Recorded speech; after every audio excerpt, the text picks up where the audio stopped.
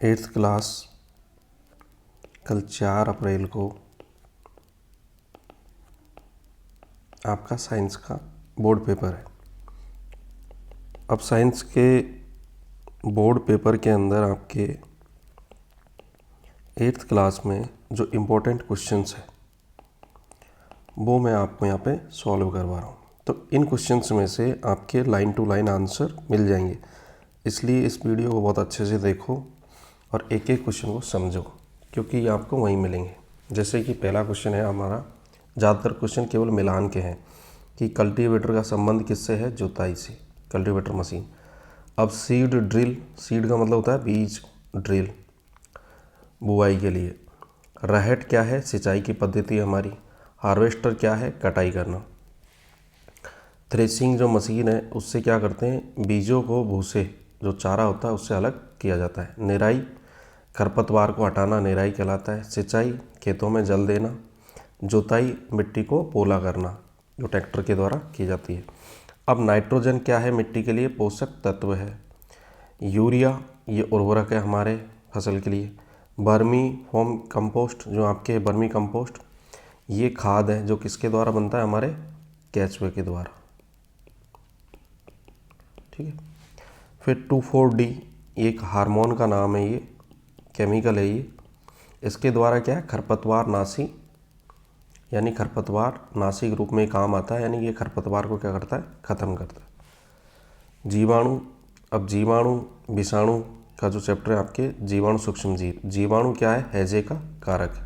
हैजा है, टीबी है, निमोनिया है, ये सब जीवाणु के कारण होते हैं। इसको अंग्रेजी में कहते हैं बैक्टीरिया। राइजोबियम भी क्या है? एक जीवाणु है जो कि नाइट्रोजन स्थिरीकरण का कार्य करता है, यानी नाइट्रोजन को हमारे भूमि में फिक्स करता है। लैक्टोबैसिलस जीवाणु क्या करता है? दूध को दही में कन्वर्ट करता है। यीस्ट क्या है? ब्रेड की बेकिंग में काम आता है, ब्रेड बनाने में। एक प्रोटोजोआ मलेरिया का कारक है। मलेरिया जो रोग होता है वो किस प्रोटोजोआ के कारण होता है? मैंने आपको पढ़ाया था क्लास में, प्लाज्मोडियम के द्वारा। ठीक है। फिर एक विषाणु जनित रोग है हमारे एड्स, किस विषाणु के कारण होता है? HIV। ह्यूमन के अंदर जो कारक है हमारे, वो विषाणु है एड्स को फैलाने का।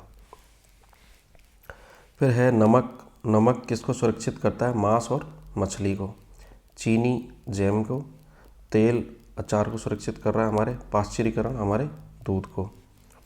फिर है मलेरिया, मलेरिया एक प्रोटोजोआ जो प्लाज्मोडियम अभी मैंने बताया आपको। पोलियो किसके कारण होता है?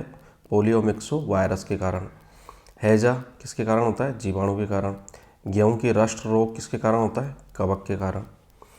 ये वैज्ञानिकों के नाम है। रॉबर्ट कॉच, इसने क्या किया? बैसिलस एंथ्रेसिस नामक जीवाणु की खोज की। एडवर्ड जेनर ने चेचक के रोग के बारे में बताया। लुई पास्चर ने क्या किया? किण्वन फर्मेंटेशन के बारे में समझाया। अलेक्जेंडर फ्लेमिंग ने पेनिसिलिन दवा बनाई, प्रथम एंटीबायोटिक दवा थी ये। कपास से हमें क्या प्राप्त होता है? यानी कपास सेलुलोज से बना होता है। रेयॉन कास्ट लुगदी से। टेरिलॉन पॉलिस्टर से। PVC पॉलीथीन, ये कार्बनिक पदार्थ है हमारे। परिधान, यानी कि टेरिलीन का क्या बनता है? परिधान हमारे कपड़े। खिलौने किसके बनते हैं? PVC के।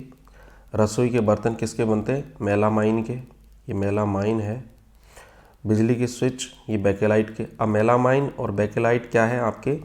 थर्मोसेटिंग प्लास्टिक है। प्लास्टिक दो प्रकार के होते हैं, एक तो होते हैं थर्मोसेटिंग सेटिंग, एक तो होते हैं केवल थर्मो, एक सेटिंग। तो इनमें क्या है, जो थर्मोसेटिंग जो प्लास्टिक है वो क्या है कि एक बार बन गए तो बनने के बाद में वो रिसाइकल नहीं हो सकते। ठीक है। फिर है आपके अग्नि सह प्लास्टिक, यानी अग्नि को आराम से सहन कर सकते हैं, मेलामाइन। अब जैसे आपको होता है कि बेकेलाइट है, मेलामाइन है, इनका उपयोग ज़्यादातर ऐसी चीज़ों में किया जाता है जहाँ पे ताप कितना भी हो ये सहन कर जाते हैं। जैसे आपको पता है प्रेस का हत्था होता है, इस प्रेस पे जो हत्था लगा होता है वो हत्था क्या करता है? कितना भी गर्म हो प्रेस, उस पर ज़्यादा फर्क नहीं।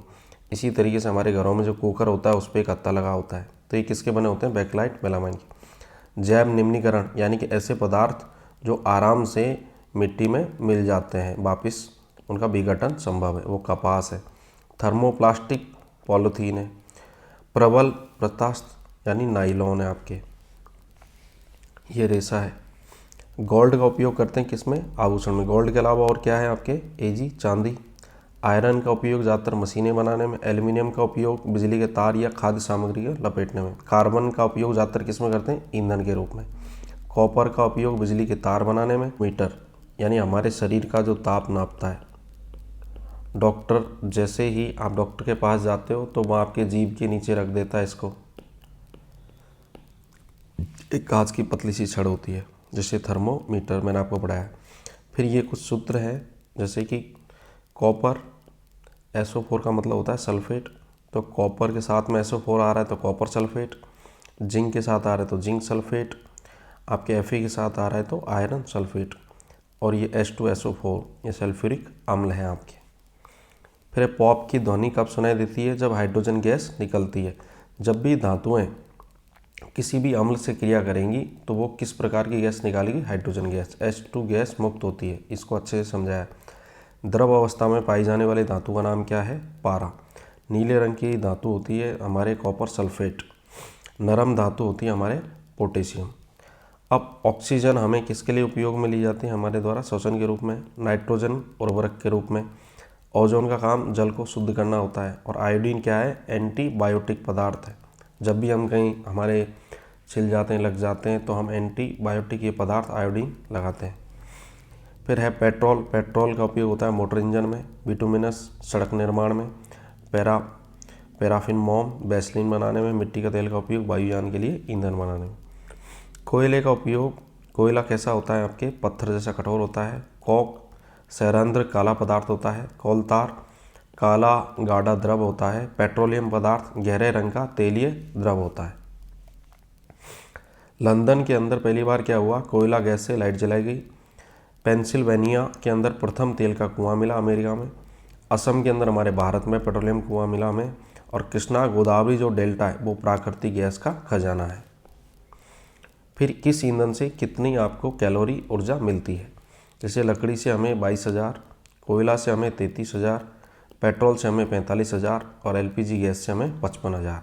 ये भी एक क्वेश्चन बन सकता है। अब है कि ग्लोबल वार्मिंग, विश्व उष्ण, ये कार्बन डाइऑक्साइड गैस के कारण हो रही है ग्लोबल वार्मिंग, विश्व उष्णता। ज्वलनशील पदार्थ हमारा पेट्रोल है। अग्निशामक पोटेशियम बाई कार्बोनेट, ये क्या है कि सोडियम बाई कार्बोनेट की तुलना में दुगना काम करता है। KSCO3 potassium bicarbonate. विषैली गैस है हमारे कार्बन मोनोऑक्साइड CO। फिर वनोन्मूलन यानी कि वनों का समाप्त हो जाना। सूखा, वर्षा की दर में कमी का होना। पुनः वनोरोपण, नए वृक्षों का रोपण करना। मरुस्थलीकरण, उर्वरक जो भूमि है आपकी जिसमें आप खेती कर रहे थे वो भूमि अगर मरुस्थल में बदलने लगे तो मरुस्थलीकरण हो जाता है। फिर है प्रवासी पक्षी जो हमारे रूस में आते हैं, साइबेरियन सारस। जैसे आपको पता है आपके नियरेस्ट जो तालाब हो वो मैनार का तालाब है, तो यहाँ पे क्या है? साइबेरियन आते हैं। संकटापन बाघ, संकटापन जो जाति है। विलुप्त स्पीसीज डायनासोर। विशेष क्षेत्र स्पीसीज जो केवल एक क्षेत्र में पाई जाती है, बिसन। रक्त कोशिका हमारी कैसी होती है? गोलाकार, जैसे कि RBC। तंत्रिका कोशिका कैसी होती है? लंबी। पेशीय कोशिका कैसे होती है? तर्कुरूपी। त्वचा की कोशिका कैसे होती है? हमारी चपटी। अब है कोशिका झिल्ली, आवागमन का नियमन करती है। कोशिका भित्ति कोशिका को सुरक्षा प्रदान करती है और ये केवल पादप कोशिका में पाई जाती है। केंद्रक कोशिका का नियंत्रण भाग है। प्लस्टिड ये प्रकाश संश्लेषण का कार्य करता है। ऐसे ही आपके एक चीज़ और है, माइटोकॉन्ड्रिया।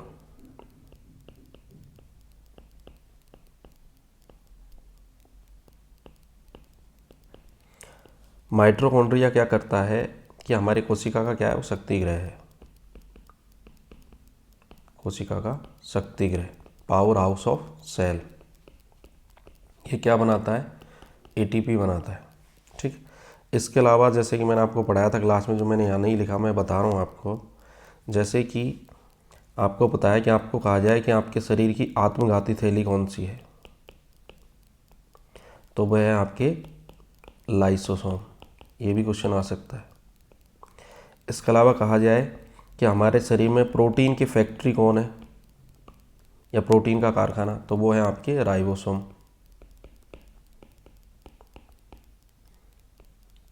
तो इस टाइप के क्वेश्चन आ सकते हैं। प्रोटीन बनाने वाला या प्रोटीन की फैक्ट्री या प्रोटीन का कारखाना किसे कहोगे? राइबोसोम को। आत्मघाती थैली क्या है आपके?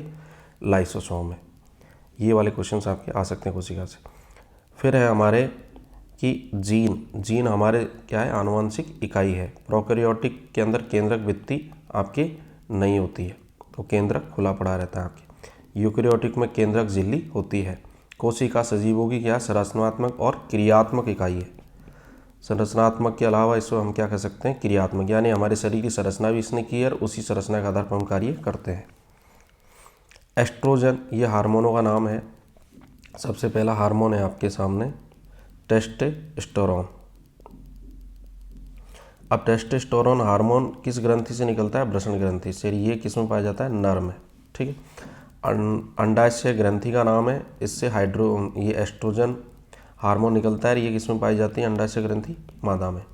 थायराइड दोनों में पाई जाती है। थायरॉक्सिन हार्मोन निकलता है, जिसकी कमी से कौन सा रोग हो जाता है आपके? घेंगा, गले में गांठ सी लटक जाती है। अग्नाशय ग्रंथि से इंसुलिन हार्मोन निकलता है, जिसकी कमी से रोग हो जाता है आपके? मधुमेह रोग, इंसुलिन की कमी से। आपके गाउटर या घेंगा किस हार्मोन की कमी से होता है? थायरॉक्सिन। कहाँ से निकलेगा ये? थायराइड से। फिर है मधुमेह रोग, इंसुलिन हार्मोन की कमी से। कायांतरण ये कीट हार्मोन, यानी कि थायरॉक्सिन हार्मोन की आवश्यकता होती है कायांतरण। अब कायांतरण क्या होते हैं जो आगे बताऊंगा आपको। तनाव संयोजन, यानी अगर आप टेंशन में हो, स्ट्रेस में हो, तो आपके एड्रेनलिन हार्मोन काम करेगा, जो एड्रिनल ग्रंथि से निकलेगा। फिर है गौण लक्षण, गौण लैंगिक लक्षण, यानी कि लैंगिक लक्षण, चेहरे पे बालों का आना, लड़कियों के आवाज़ का पतला हो जाना, ये क्या है आपके? गौण लैंगिक लक्षण है। कायांतरण, लार्वा जो कीट होता है वो वैक्स में परिवर्तित होता है। आपको पता है कि कीट क्या करते हैं? ज़्यादातर अंडे देते हैं। अंडे से डायरेक्ट लार्वा निकलता है। लार्वा धीरे धीरे कीट में बदलता है। कीट क्या करेगा? अंडा देगा, अंडे से लार्वा बनेगा, लार्वा से कीट। अब ये लार्वा से कीट बनने की जो प्रक्रिया है, यानी कि लार्वा से कीट, कीट कौन सा? वयस्क कीट। इस वयस्क कीट बनने की प्रक्रिया को क्या कहते हैं? कायांतरण। और इस कायांतरण के होने के लिए कौन सा हार्मोन जरूरी है आपके लिए? थायरॉक्सिन। और वो किससे मिलेगा? आयोडीन से। फिर है यौन आरंभ, जनन क्षमता का विकास होना, रजोनिवृत्ति, ऋतुस्राव यानी कि मैच्योरेशन, एमसी पीरियड का खत्म होना, मेनोपॉज। गुरुत्व बल, पृथ्वी के द्वारा लगाया गया आकर्षण बल। स्थिर वैद्युत बल, आवेशित वस्तु के द्वारा लगाया गया बल। गुरुत्व बल के बारे में वही है कि एक पिंड दूसरे पिंड पे बल लगा रहा है, ठीक है, उसे आकर्षण बल को हम क्या करें? गुरुत्व या गुरुत्वाकर्षण बल। अस्थिर वैद्युत बल जो हो रहा है वो है आपके आवेशित वस्तु के द्वारा लगाया गया बल। जैसे आप आपके बालों में स्केल आपके जो होती है उसको रगड़ते हो, फिर उससे कागज़ अपने आप ही खिंच जाता है, उड़ जाता है छोटे छोटे कागज़ के टुकड़े, तो वो क्या है? आपके आवेशित वस्तु के द्वारा लगाया गया बल। वायुमंडलीय दाब, वायु के द्वारा लगाया गया बल। पेशीय बल, मांसपेशियों के द्वारा लगाया गया बल। अब है आपके घर्षण किसे कहते हैं? तरल के द्वारा लगाया गया घर्षण बल को क्या कहते हैं? घर्षण बल।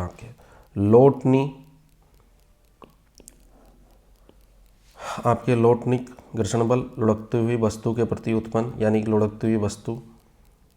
स्नेहक, घर्षण को कम करने वाला पदार्थ। ये आपके है स्थितिक घर्षण बल, स्टैटिक, स्थिर वस्तु को गतिशील करने में उत्पन्न होता है ये। फिर है सामान्य श्वसन, आपके 10 डेसिबल की ध्वनि उत्पन्न होती है इसमें तीव्रता।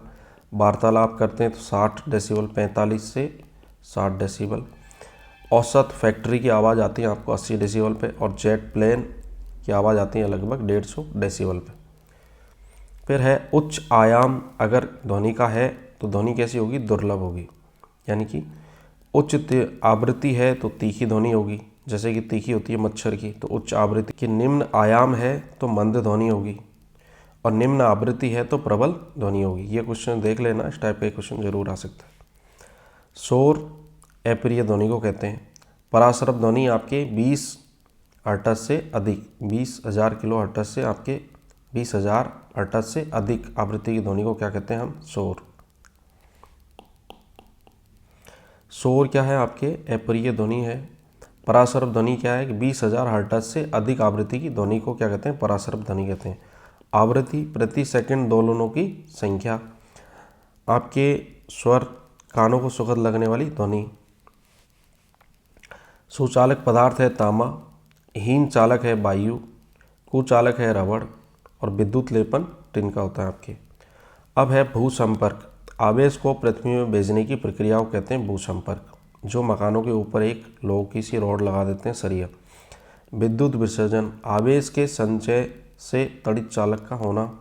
भूकंप, पृथ्वी का अचानक थरथराना या हिल जाना। सुनामी, समुद्र में विशाल और विनाशकारी भूकंप जैसे आना। विद्युतदर्शी, आवेशित वस्तु की पहचान हेतु युक्ति है ये विद्युतदर्शी। तड़ित चालक, भवनों को तड़ित प्रभाव से बचाने की युक्ति। भूकंप लेखी, भूकंप तरंगों को रिकॉर्ड करने का उपकरण। गीजर गाइजर, जल तापक। अब है कि भूकंप का अधिक संभावना वाला क्षेत्र क्या कहलाता है? भ्रंश घाटी, भ्रंश क्षेत्र कहते हैं इसे। भूकंप के परिणाम मापने का पैमाना होता है रिएक्टर पैमाना। ध्वनि की प्रबलता को मापा जाता है डेसिबल में। आवृत्ति को मापने का मात्रक होता है हर्ट्ज। फिर है कि आपतित किरण, पृष्ठ पर पड़ने वाली किरण। परावर्तित किरण, पृष्ठ से परावर्तन यानी पृष्ठ से वापस जाने वाली किरण। आपतन कोण, आपतित किरण तथा अभिलंब के बीच बनने वाला कोण। परावर्तन कोण, परिवर्तित किरण तथा अभिलंब के बीच बनने वाला कोण। अब जैसे इसको मैं आपको बता देता हूँ। जैसे कि ये कोई पृष्ठ है और इस पृष्ठ पे ये अभिलंब बना दिया हमने एक,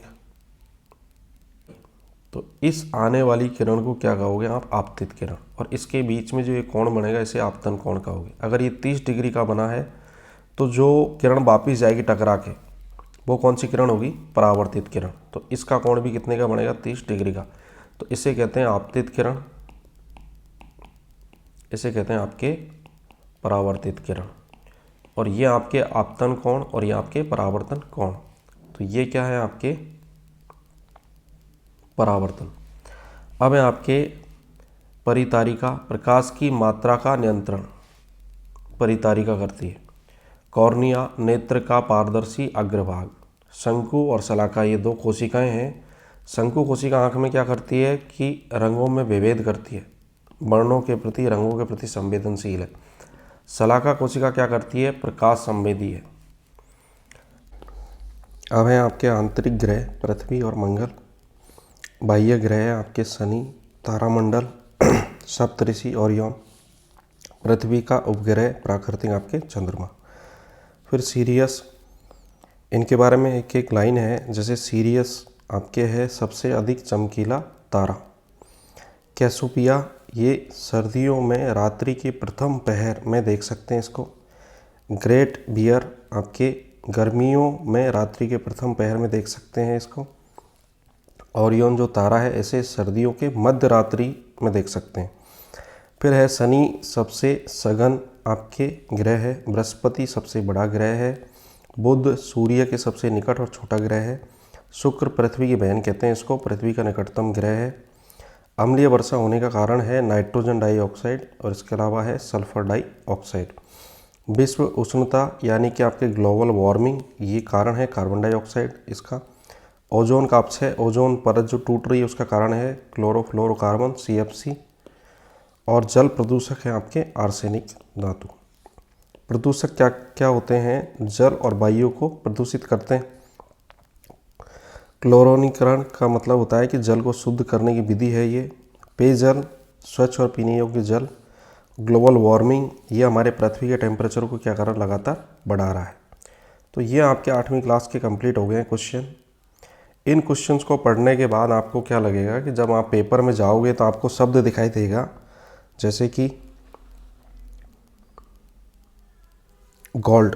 तो गोल्ड के क्या बनते हैं? आपके आभूषण। इसके अलावा जैसे आपको शब्द दिखाई देगा कि बिजली के स्विच किसके बनते हैं? बैकेलाइट के।